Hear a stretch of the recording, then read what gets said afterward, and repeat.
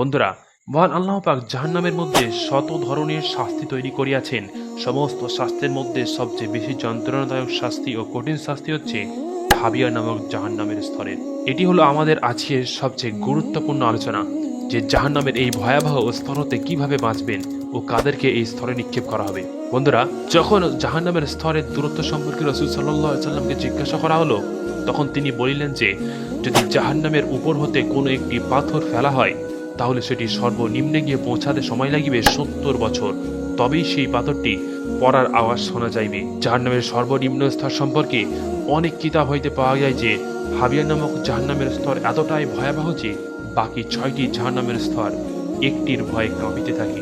রাসূল সাল্লাল্লাহু আলাইহি সাল্লাম হাদিস শরীফের বর্ণনায় জাহান্নামের ভয়াবহ অগ্নিকুণ্ডের প্রজ্বলন সম্পর্কে বলেছেন, জাহান্নামকে সর্বপ্রথম ১০০০ বছর পর্যন্ত প্রজ্বলিত করা হয়েছে। এর দ্বারা সেই আগুনটি লাল বর্ণে হয়ে গেছে। তারপর আবার ১০০০ বছর প্রজ্বলিত করা হয়েছে। এর দ্বারা সেই আগুন সাদা বর্ণে পরিণত হয়েছে। আবারও ১০০০ বছর প্রজ্বলিত করা হয়েছে, সেই আগুন কালো হইয়া গিয়াছে। মহান আল্লাহ পাক কুরআনুল কারীমের মধ্যে বলেন যে তোমরা সেই আগুনকে ভয় করো যা কাফেরদের জন্য প্রস্তুত করা হয়েছে। সূরা আল বাকারা আয়াত নাম্বার ২৪।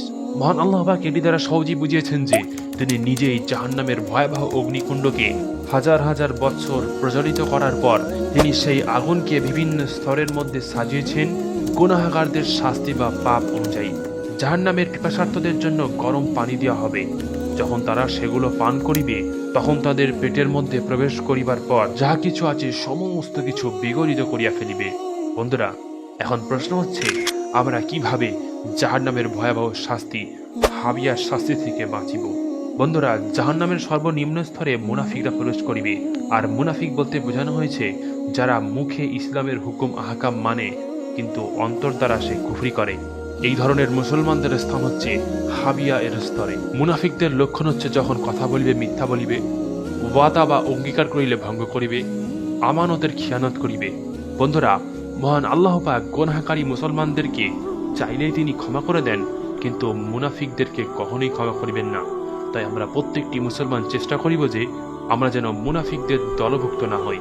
এই মুনাফিকদেরকে জাহান্নামের সর্বনিম্ন স্তর হাবিয়ায় কঠিন শাস্তি প্রদান করা হবে। যখন আমরা জাহান্নামের কথা বারবার মনে করিব, তখন আমরা গুনাহ থেকে বেঁচে থাকতে পারিব।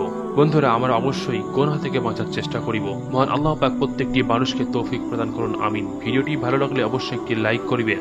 আমাদের চ্যানেল নতুন হলে অবশ্যই চ্যানেলটি সাবস্ক্রাইব করে বেল আইকনটি অল নোটিফিকেশন সেট করে রাখবেন এবং ভিডিওটি অন্য বন্ধুদের জানতে সাহায্য করবেন শেয়ারের মাধ্যমে। দেখাবে পরের ভিডিওতে। আসসালামু আলাইকুম ওয়া রাহমাতুল্লাহ।